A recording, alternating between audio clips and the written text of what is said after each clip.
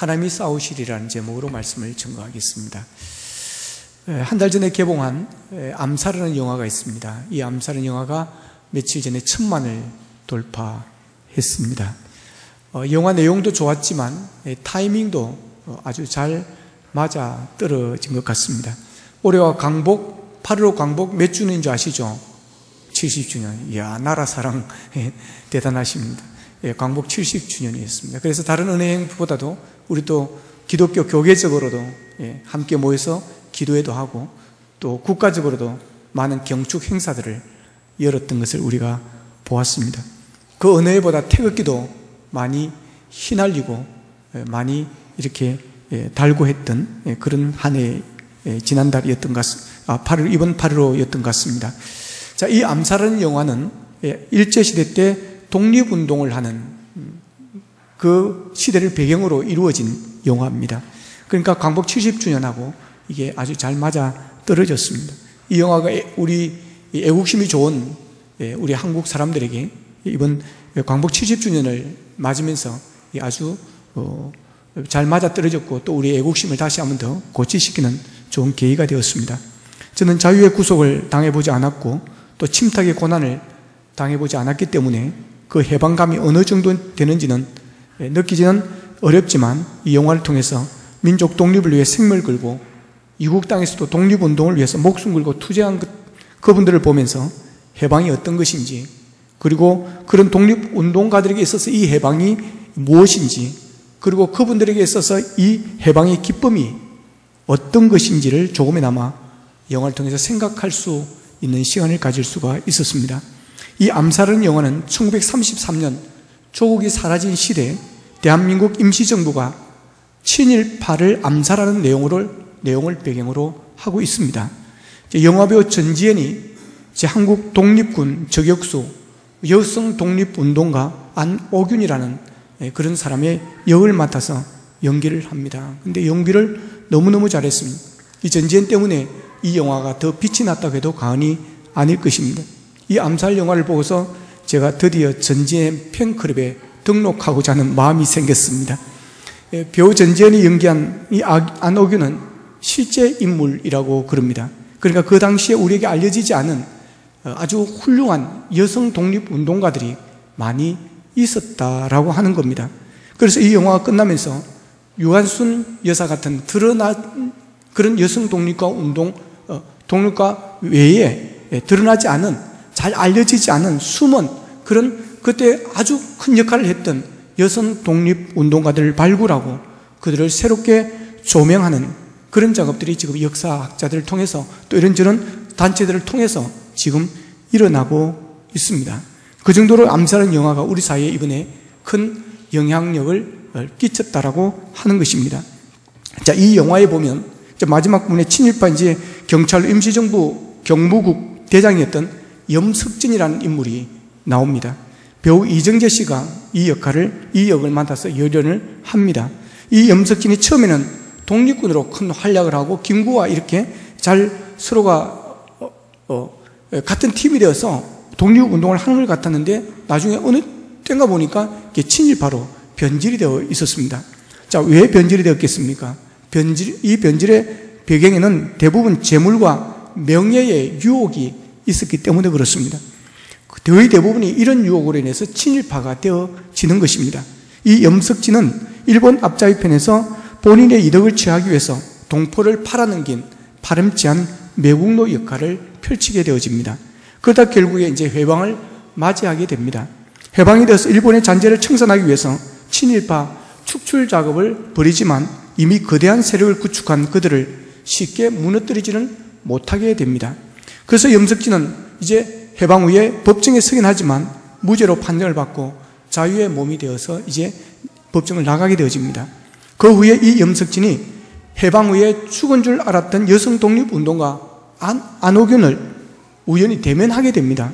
원수는 외나무 다리에서 만나게 되어진다고 두 사람이 대면을 하게 되어집니다.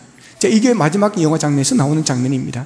그 대면에서 여성 독립운동가 이 안옥윤이 친일파 이 염석진에게 왜 동지를 죽였냐고 그렇게 싸늘하게 묻습니다. 그때 염석진이 이렇게 말합니다. 이렇게 빨리 해방될 줄을 몰랐다. 자, 그런데 이 말은 그 당시에 친일파였던 사람들이 대부분 이 말을 했던 것이었습니다. 일제시대 때 우리나라의 훌륭한 대부분의 지도자들은 대부분 친일파였습니다. 왜 친일파가 된 것입니까? 그의 대답은 이렇습니다. 이렇게 빨리 해방될 줄 몰랐다입니다. 소설가 이광수 씨, 여러분 시인 서정주 씨 얼마나 훌륭한 분들입니까? 예, 뭐 법부터 소축새는 이렇게 울었는가 보다 뭐 하는 그런 시들이 있습니까? 서정주 씨들 우리 얼마나 학교 다닐 때 많이 읽고 또 외웠습니까? 근데 이분들이 친일파라는 것입니다. 자, 이분들 이광수 씨나 서정주 씨가 통일되고 해방되고 나서 이분들이 했던 말이 바로 그 말이었습니다. 이렇게 빨리 해방될 줄 몰랐다였습니다. 이것은 무엇을 말합니까? 우리의 해방은 뜻밖의 해방이었다는 것입니다. 뜻밖의 광복절을 만났다라고 하는 것입니다. 즉 우리의 힘으로는 해방할 수 없었다는 것입니다. 36년의 세월이 흐르는 동안 지켜본 결과는 우리의 힘으로는 일본을 이길 수가 없고 스스로 해방할 수 있는 힘도 없었다라고 하는 것입니다. 그래서 해방에 대한 희망을 그들은 가지지를 않았다는 것입니다.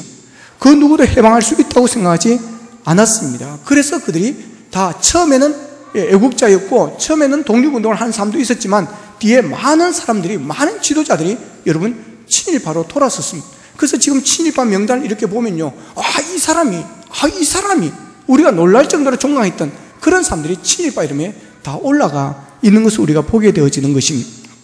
이렇게 빨리 될 줄, 해방이 될 줄 알았다면 왜 친일파를 갖겠느냐고 하는 그런 말 아니겠습니까? 자, 그렇다면 정말 우리나라가 뜻밖의 광복절을 만난 것일까요? 우리나라의 해방은 정말 뜻밖의 해방이었을까 하는 것입니다. 이것은 뜻밖이 아닙니다.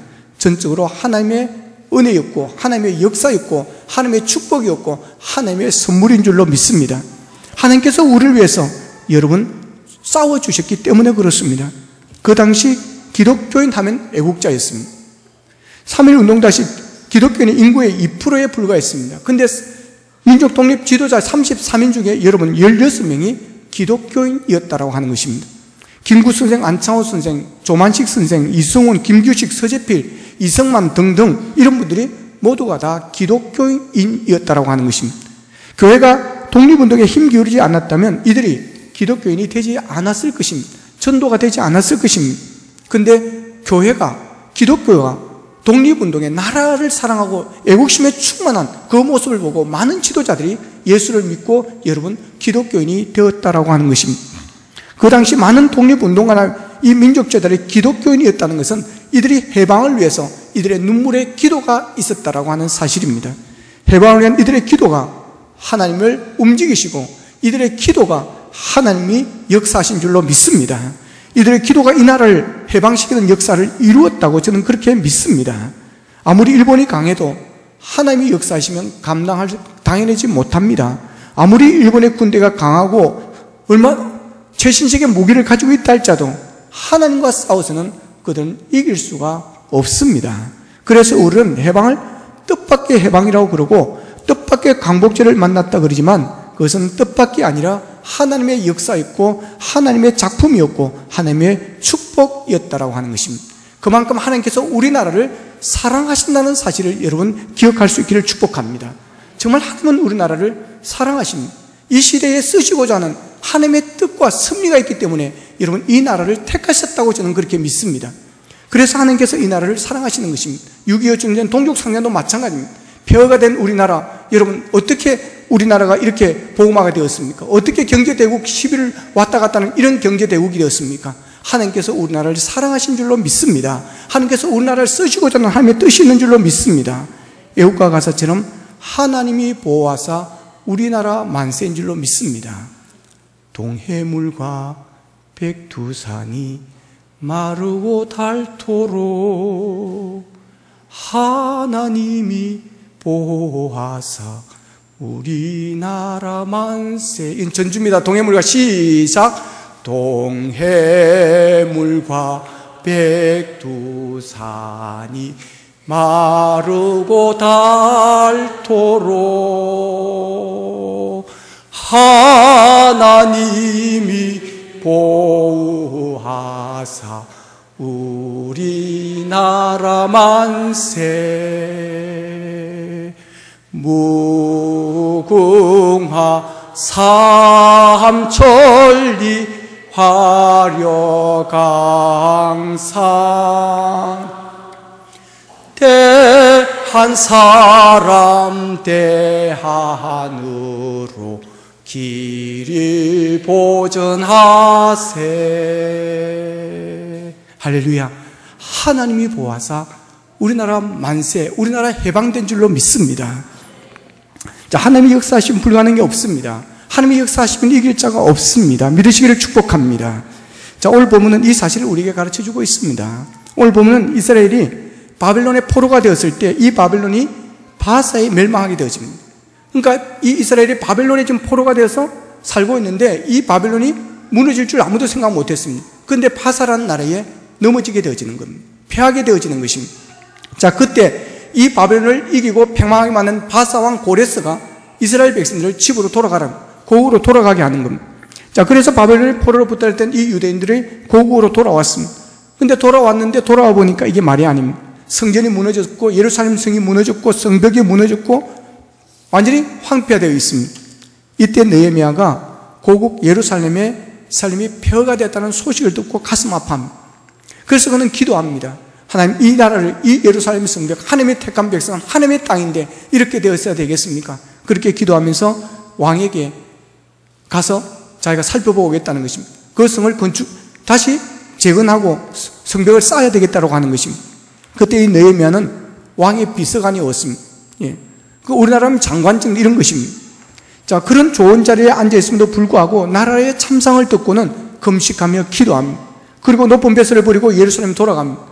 그 어려운 상황에서 주위 여러 나라의 반대와 위협에도 불구하고 하나님의 성벽을, 예루살렘의 성을 재건하기 위해서 그는 앞장서게 되어집니다. 그런데 이 무너진 성벽 건축 역사에 엄청난 방해 세력들이 있었습니다. 그 방해 역사의 대표적인 인물들이 산발락과 도비야라고 하는 그런 사람입니다. 자, 그들 예루살렘 성전 건축을 비웃습니다.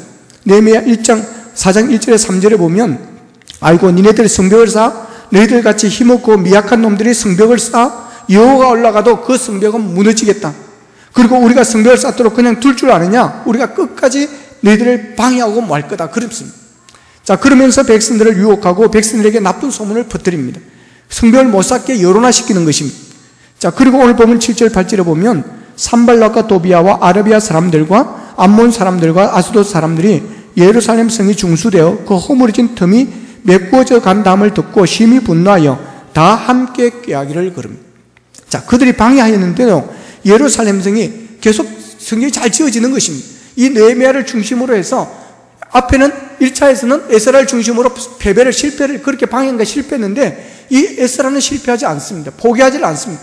더 단합이 돼서 계속해서 성벽을 잘 쌓아가는 것입니다. 그러니까 애들이 분노했다 그랬습니다. 더 악랄하게 나왔습니다. 그래서 8절에 보니까 다 함께 꾀하기를 그랬습니다. 다 함께 꾀하기를. 예루살렘을 중수하는 것을 방해한 일에는 하나가 되어졌다고 하는 것입니다.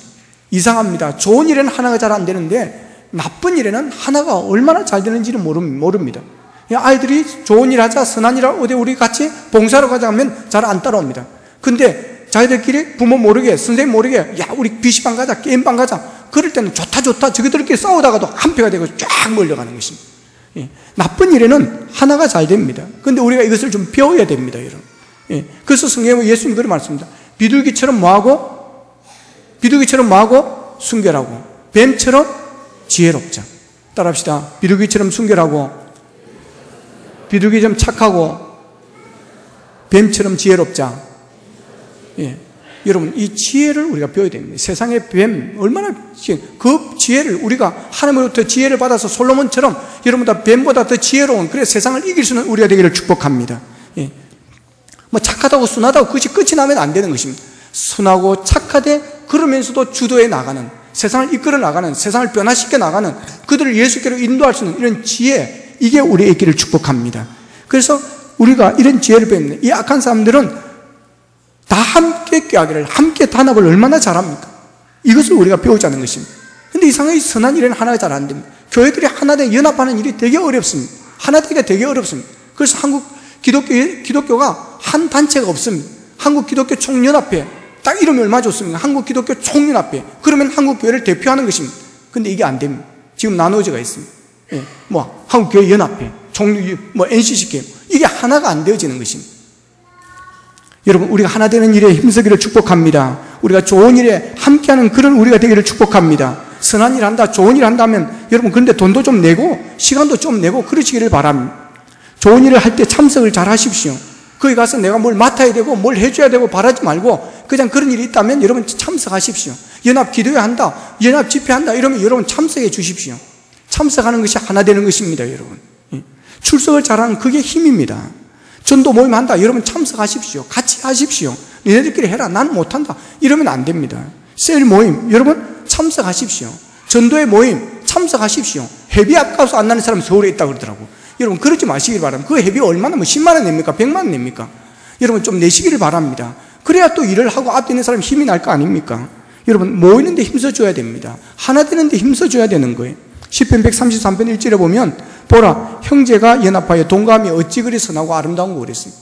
하나님은 우리가 하나 되어질 때 그렇게 보기 좋다라고 하는 것입니다. 아이들을 키워보면 그렇습니다. 아이들이 잘 지낼 때, 서로 하나가 되어질 때 그때 부모가 얼마나 기분이 좋은지 모릅니다. 근데 싸우고 분열되어지고 막 다투게 해보십시오.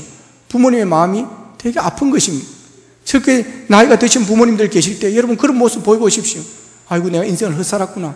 여러분 그러고 후회하게 되어지는 것입니다. 여러분 어쨌든 형제가 잘 지내시기를 축복합니다. 여러분 교회 안에서 형제 자매가 잘 하나 되어지고 잘 지낼 수 있기를 바랍니다. 여러분 한국교회가 하나 되는 것을 위해서 기도하십시오. 우리 교회가 분열되지 않고 하나 되기 위해서 기도해 주시고, 여러분의 셀이 하나 되는 것을 위해서 기도하시고, 여러분의 전도회가 하나 되는 것을 위해서 기도하시고, 여러분들이 적극적으로 참여할 수 있기를 축복합니다. 꼭 삐딱한 사람이 있어요. 꼭 삐딱한 사람. 예, 좋은 쪽으로 생각하면 그냥 아멘하고 따라가면 되는데 그걸 또 뭐 하려고 그러지? 이거 또 뭐 이런 식으로 삐딱한 사람이 있습니다. 따라합시다. 삐딱하지 맙시다. 삐딱하지 말고 그냥 가십시오. 전도에서 한다면 따라가고, 셀을 한다면 따라가십시다. 전도에서 이번에 저 경주로 야유회 간다. 그러면 그냥 따라가십시오. 삐딱이야. 경주 몇 번 가다가 또 가라! 여러분, 그러지 말고 그냥 앞에서 결정해 가면 그냥 또 가세요. 간데 또 가면 어떻습니까? 여러분 집에 갔으니까 또 안 갑니까? 여러분 친정집에 갔으니까 또 안 갑니까? 여러분. 꼭 삐딱해가지고, 그러지 마시기를 바랍니다. 삐딱하지 마시기를 바랍니다. 잘난 체 하지 마십시오. 따라합시다. 잘난 체 하지 맙시다. 잘난 체 하지 마세요. 전에 뭐 우리 할 때는 그래 안 했는데 뭐, 내 할 때는 그래 안 했는데 뭐, 그때 그 권사님 할 때는 그래 안 했는데, 그래 하지 마시기를 바랍니다. 세워줬으면 회장님이 하면, 셀 리더가 하면 아멘하고 따라가시기를 축복합니다. 뭐 하나도 좀 모르는 척 하십시오. 여러분 안다고 요는 요렇고 요는 이렇게 성경에서 이렇게 이런데 이걸 이렇게 하면 되느냐, 뭐 주일날 뭐 이러면 되느냐, 그러지 마시기를 바랍니다. 그냥 앞에 리더가 하면 따라갈 수 있기를 축복합니다. 그게 하나 되는 것입니다. 어떻든 우리는 하나 되어야 되는, 하나 될 때 강합니다. 하나 될 때 힘이 있습니다. 하나 되면 사탄이 한 길로 갔다 7길로 물러줄 줄 믿습니다. 여러분 신천지가 어떤 교회 역사하는 줄 압니까? 하나 되지 못하는 교회야. 반드시 불평이 있고요, 편이 가려지는 그런 데 들어가가지고 여러분 산홍기게 해버리는 것입니다. 자기들이 와서 점령해버리고 자기들이 그 깃대 꼽아버리고 그래가지고 자기들이 그 교회를 차지하는 것입니다. 하나 되지 못하는 데 사탄이 역사합니다. 자, 산발랏 도비아, 아라비아 사람들, 암몬 사람들, 아수도 사람들, 이 사람들은 예루살렘을 건축한 것을 방해하기 위해서 그들이 하나가 되었습니다. 그리고 그들은 함께 방해를 했습니다. 이들은 한마디로 마귀의 일당들인 것입니다. 이들의 방해작과 계략 때문에 이스라엘 백성들은 처음부터 절망하기 시작합니다. 지치기 시작합니다. 스스로 주저앉으려고 합니다. 모든 것을 포기하고 싶어 합니다. 이것은 문제를 만난 사람들의 일반적인 현상입니다. 누구에게나 문제를 만날 때 나타나는 현상들이 몇 가지가 있습니다. 이게 오늘 본문에서 몇 가지를 이야기해 줍니다. 우리가 그 문제를 만나면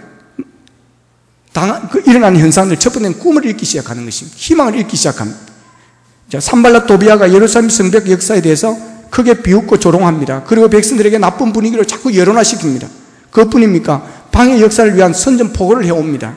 자, 그러니까 이 이스라엘 백성들이 겁을 먹습니다. 그러면서 그들이 정말 예루살렘 성을 우리가 지어가지고 하나님의 나라를 이루고 하나님의 복음을 전하고 이 일을 우리가 해야 된다. 하나님의 나라를 우리가 지켜야 된다. 믿음을 지켜야 된다. 이제 외부 세력으로부터 이 벽을 지어서 들어오지 못하도록, 그래서 하나님의 택하신 나라가 절대 무너지지 않도록 한다는 이런 꿈을 가지고 있었는데 이 꿈이 지금 잃어버리고 있는 것입니다. 그래서 보면 10절에 보면 유다 사람들은 이르기를 헝 무더기가 아직도 많거늘 짐을 나르는 자의 힘이 다 빠졌으니 우리가 성을 건축하지 못하리라 그럽니다. 처음에는 그들이 힘을 내었습니다. 설레는 꿈과 영롱한 비전으로 시작을 했습니다. 그러나 지금 와서는 그 꿈을 잃어버리고 말았다는, 야, 그들이 쳐들어온단다, 큰일 났다, 이 성벽을 건축하려면 적어도 몇 달이 걸리는데 도저히 못하겠다, 도저히 오늘 이 성벽을 재건할 수가 없다. 그들은 꿈을 잃어버리고 맙니다. 꿈을 잃어버리고 눈앞에 보이는 흙들만 쳐다보면서 푸념을 하고 있습니다. 우리 못해, 절대로 우리는 할 수 없어, 그러면서 모든 것을 부정적으로 보고 있습니다. 오늘날도 마찬가지입니다. 문제를 맞으면 누구나 먼저 희망이 깨어지기 시작합니다. 꿈이 깨어지기 시작하는 거죠. 비전을 잃어버리고 희망이 깨져버립니다. 설레이던 꿈이 산산조각이 나와버리는 것입니다. 모든 것을 부정적으로 다 보기 시작하는 것입니다. 이것이 문제를 당한 사람의 첫째 특징입니다. 그렇기 때문에 우리는 아무리 어려운 문제를 당하더라도 여러분, 다른 것 다 잃어도 꿈만은 잃지 않기를 바랍니다. 비전만은 여러분이 잃지 않기를 축복합니다. 그 다음 큰 문제를 만났을 때 일어나는 현상은 두 번째는 좌절입니다. 본문 10절에 보면 큰 짐을 나른 자의 힘이 다 빠졌으니 그럼. 자, 힘이 빠졌다는 말은 자포자기한다는 이야기입니다. 스스로 자포자기해서 좌절하고 말았다고 하는 것입니다. 지금 이스라엘 백성들은 성 쌓는 사람입니다. 모든 힘을 합해서 성을 쌓아야 될 그런 일꾼들입니다. 그런데 일꾼들에게서 힘이 다 빠졌으니 어떻게 되겠습니까? 그들은 꿈을 잃어버리니까 이제는 보이는 것이 문제만 보이는 것입니다. 그러니 좌절할 수밖에 없고 자포자기할 수밖에 없습니다. 이것이 문제를 당하는 사람들의 두 번째 특징입니다. 그렇습니다. 사람은 누구나 문제 앞에서 좌절을 당하게 되어 있습니다. 큰 문제를 당하면 나도 모르게 자포자기해버립니다. 무슨 일을 만나든지 형통하면 하고 신바람 나면 배가 고파도 힘이 나고 의욕장한 사람이 되는데 갑자기 큰 문제를 만나면 아무리 배가 불러도 스스로 김이 빠지고 좌절하게 됩니다. 괜히 맥이 빠지고 스스로 주저앉습니다.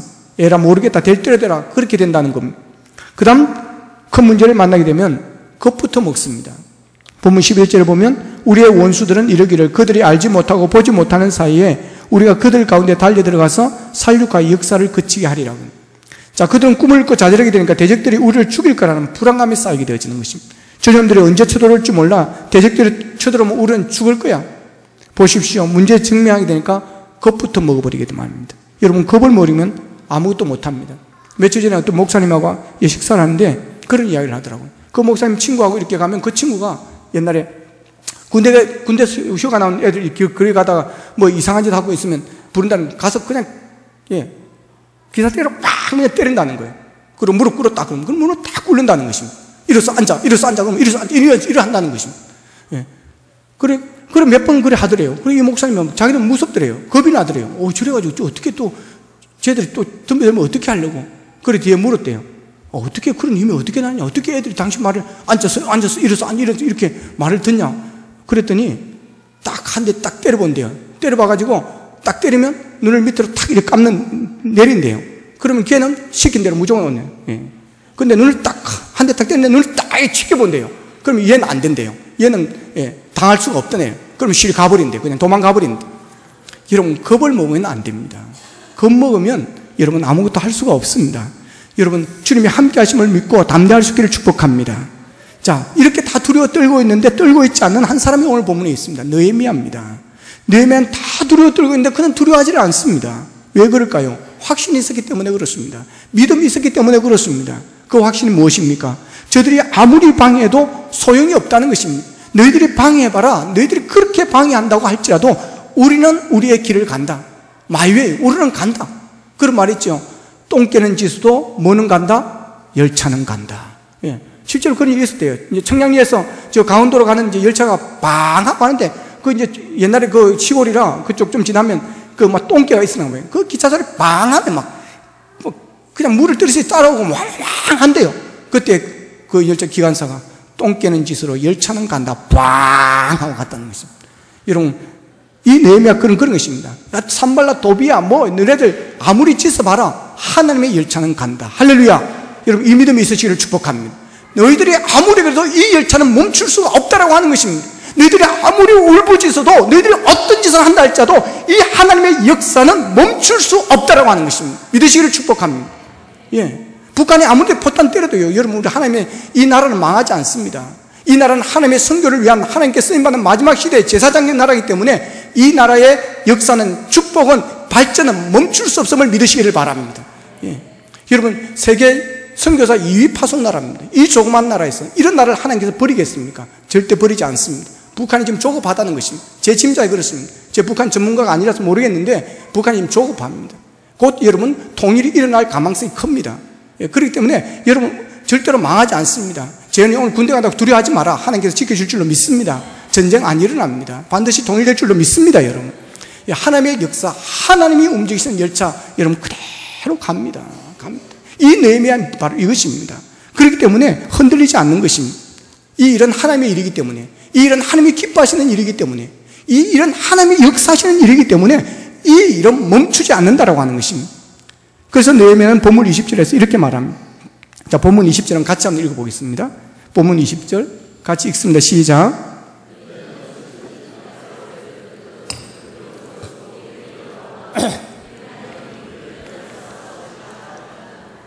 아멘.